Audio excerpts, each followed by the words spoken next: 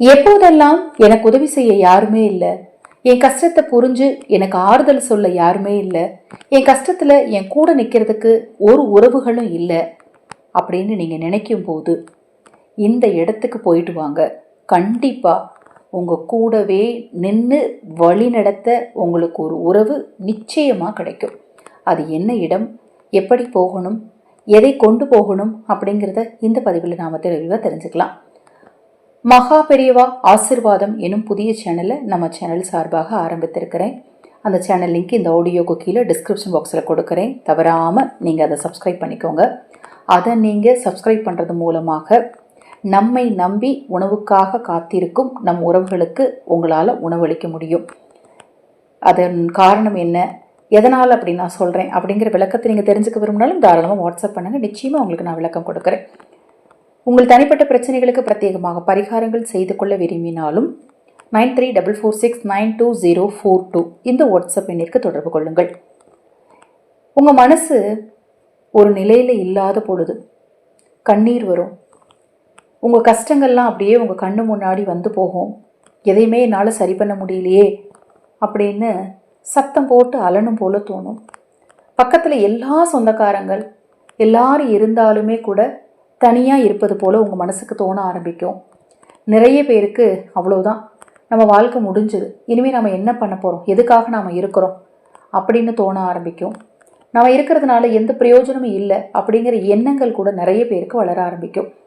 அதிலும் குறிப்பாக நிறைய பெண்மணிகள் எனக்கு வாட்ஸ்அப் அனுப்பும்போது கணவரால் கைவிடப்பட்ட பெண்கள், அதை மாதிரி கணவரை இழந்த பெண்கள் பேசும்போது ரொம்ப மன வருத்தமாக இருக்கும். எனக்கே மன வருத்தமாக இருக்கும். எப்படின்னா அவங்களுடைய எண்ணங்கள் ஃபுல்லாகவே இனிமேல் எனக்கு எதுவும் இல்லை, என்னால் இந்த சொசைட்டியில் வாழ்கிறது ரொம்ப கஷ்டம் அப்படிங்கிற ஒரு மைண்ட் செட்டுக்கு வந்துடுறாங்க. அதையெல்லாம் தாண்டி நாம் எதற்காக இந்த உலகத்திற்கு வந்திருக்கோம் அப்படிங்கிறத புரிந்துக்கிட்டு நம்மளால் இந்த வாழ்க்கையை சிறப்பாக வாழ முடியும், நம்மளால் நம்மளை நாமளே உயர்த்திக்க முடியும் அப்படிங்கிறத புரிஞ்சுக்கணும், அவங்களுக்கு புரிய வைக்கணும் அப்படிங்கிறதையும் நான் முயற்சி செய்திருக்கிறேன். இதை இப்போ நான் சொன்ன மனநிலையில் யாராவது இருந்தால் வாட்ஸ்அப் பண்ணுங்கள். என்னால் முடிந்த அளவிற்கு உங்களுக்கு உங்கள் கூடவே இருந்து தொழில் ரீதியாக நீங்கள் வழி நடத்த நினச்சாலும் சரி, உறவுகள் ரீதியாக வழி நடத்த நினச்சாலும் சரி, உங்கள் கூடவே இருந்து நான் வழி நடத்துவேன். அதுக்கும் நீங்கள் வாட்ஸ்அப் பண்ணுங்கள். சரி, இப்போ இது மாதிரிலாம் பிரச்சனை சொன்னீங்க, இதுக்கு எங்கேயாவது போங்க அப்படின்னு சொன்னீங்களா, அது என்ன இடம் அப்படின்னு பார்த்தீங்கன்னா வேறு ஒன்றுமே இல்லைங்க, குலதெய்வ கோயில் தான். உங்களை காக்கக்கூடிய தெய்வம். நீங்கள் எத்தனை தெய்வத்தை வீட்டில் அந்தந்த வழிமுறைகளை பின்பற்றி நீங்கள் வழிபாடு செஞ்சாலும் உங்களை காக்கக்கூடிய தெய்வம் முதல்ல குலதெய்வம் தான்.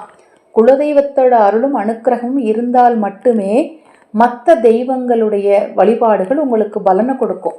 அதனால் குலதெய்வம் முதல்ல உங்கள் கூடவே இருந்தால் தான் உங்கள் வாழ்க்கையில் உங்கள் கூடவே இருந்து சப்போர்ட் பண்ணுறதுக்கு ஒருத்தங்க கூடவே இருப்பாங்க அப்படின்னு தான் சொல்லப்படுது. அந்த குலதெய்வ கோயிலுக்கு நீங்கள் போகும்போது ஒரே ஒரு எலும்புச்சம்பழம், இது மாதிரி மனநிலையில் இருக்கும்போது எலும்புச்சம்பழத்தை நல்லா கையில் டைட்டாக பிடிச்சிட்டு குலதெய்வ கோயிலில் போய், அதுவும் குலதெய்வ கோயிலில் இருக்கக்கூடிய மரத்துக்கு கீழே போய் உட்காந்துருந்து மனதார வேண்டிட்டு எனக்கு நீங்கள் கூடவே இருக்கணும், அல்லது உங்கள் ரூபத்தில் யாராவது என் கூடவே இருக்கணும் அப்படின்னு சொல்லி குலதெய்வத்தை மனதார வேண்டிட்டு அந்த கனியை, அந்த எலுமிச்சம்பழத்தை குலதெய்வத்துடைய பாதத்தில் வச்சு வழிபாடு செஞ்சுட்டு அந்த எலுமிச்சங்கனியை உங்கள் கூடவே வச்சுக்கோங்க. பர்ஸில் வச்சுக்கலாம். இல்லை அப்படின்னா தலையணைக்கு பக்கத்தில் சுத்தபத்தமாக தாங்க இருக்குது எங்களுடைய படக்கை ஏரி அப்படின்னா தலையணைக்கு பக்கத்தில் வச்சுக்கலாம். இல்லை சாமி ரூமில் வச்சுட்டு டெய்லி நீங்கள் அதை ஒரு 5 நிமிஷம் எடுத்து பிரார்த்தனை பண்ணிக்கலாம். உங்கள் கூடவே வச்சுக்கோங்க அந்த எலுமிச்சம்பழத்தை. உங்களால் கண்டிப்பாக உணர முடியும். ஒவ்வொரு விஷயத்தை நீங்கள் செய்யும்போது யார் மூலமாவது கண்டிப்பாக உங்கள் குலதெய்வம் உங்களை வழி நடத்தும்.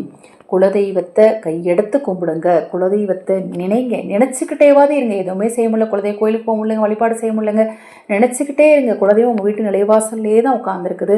குலதெய்வத்தை நினச்சி மனதார வழிபடுங்க. உங்கள் கஷ்டங்கள் தீரும். உதவி செய்ய நீங்கள் அழைக்கும் போது உடனே கண்டிப்பாக உங்கள் குலதெய்வம் ஓடி வரும், யாராவது ஒருவருடைய ரூபத்தில். இப்போ நான் சொன்ன தகவல் நிச்சயமாக உங்களுக்கு பயனுள்ளதாக இருக்கும் அப்படின்னு நினைக்கிறேன். இது நீங்கள் போகிறதுக்கு நேரம் காலம்லாம் பார்க்க வேண்டியதே இல்லை. எப்போ உங்கள் மனசெல்லாம் அப்படி கஷ்டமாக இருக்கோ அப்போ நீங்கள் குலதெய்வ கோயிலில் போய் கொஞ்சம் நேரம் உட்காந்து இருந்துட்டு வாங்க. நிச்சயமாக மன நிம்மதி கிடைக்கும். இப்போ நான் சொன்ன அந்த முறையும் பின்பற்றுங்க. இது போன்ற எண்ணற்ற தகவல்களை தெரிந்து கொள்ள நம்ம சேனலை சப்ஸ்கிரைப் பண்ணிக்கோங்க. நீங்கள் குலதெய்வ வழிபாடு முறையாக செய்கிறீங்க அப்படின்னா தவறாமல் கமெண்ட் பண்ணுங்கள். உங்கள் குலதெய்வத்தோட பெயரையும் கமெண்ட் பண்ணுங்கள். ஹரஹர சங்கர ஜெய ஜெயசங்கர மகாபெரிவா திருவடிப்பாதம் சரணம் சரணம். நல்லதே நடக்கட்டும்.